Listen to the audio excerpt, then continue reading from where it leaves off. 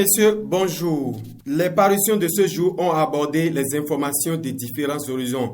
Pour le journal Diakpata, qui titre à sa une « Culte œcuménique pour la paix », Flavonous salue une initiative majeure en faveur d'élections apaisées.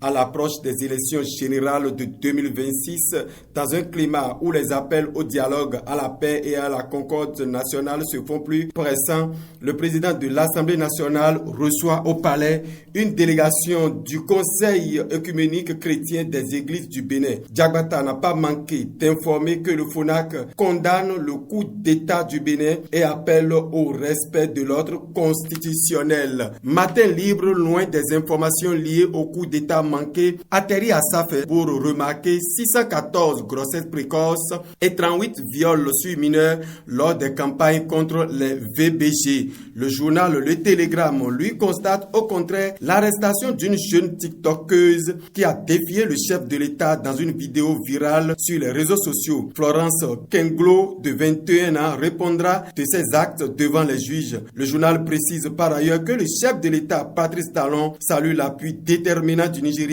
face au coup d'État déjoué, mais n'a pas manqué de rappeler le soutien au duo Wadaï Talata et titre à sa une, je cite, « Soutien au duo Wadaï Talata, le mouvement indépendant des cadres pour un Bénin nouveau fédère les actions à Porte-Nouveau ». Le journal Le Matin revient sur les événements du 7 décembre 2025 et titre « Noir, rouge sur blanc, tentative de putsch au Bénin, récit d'une nuit de feu déjouée au sommet de l'État ». Pour le quotidien, le colonel Dieudonné Tevoidre retrace les épisodes de la riposte contre les mutins. Le journal La Boussole trouve la cause possible qui peut justifier les événements du 7 décembre et écrit, je cite, « assez facile à la façade maritime, probable raison de la manigance de déstabilisation du Bénin ». Le journal explique que dans la recomposition géopolitique qui traverse l'Afrique de l'Ouest, un pays s'impose aujourd'hui comme point de tension stratégique majeur.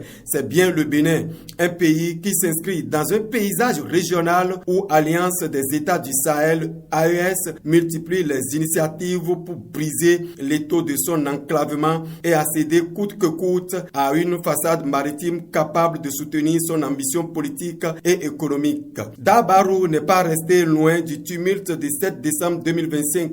Il publie à sa une photo à l'appui, push manqué à Cotonou, l'empereur de Baroutem et le roi de Kouané appellent à la solidarité nationale. Le quotidien de la tête des Kobourous justifie que nos souverains ont besoin de la paix pour accompagner la République.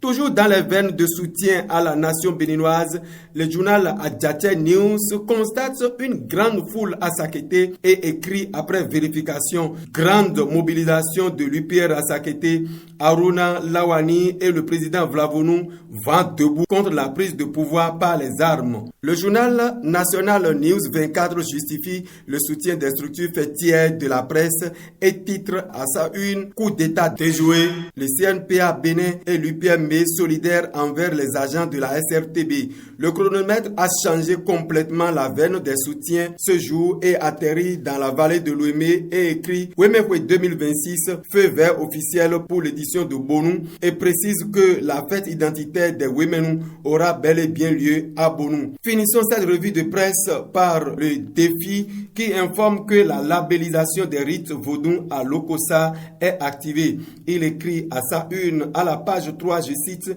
tournée de l'atelier départemental de labellisation des rites vaudou à Lokossa, le comité des rites vaudou du Bénin sensibilise les hauts dignitaires du Mono sur la labellisation.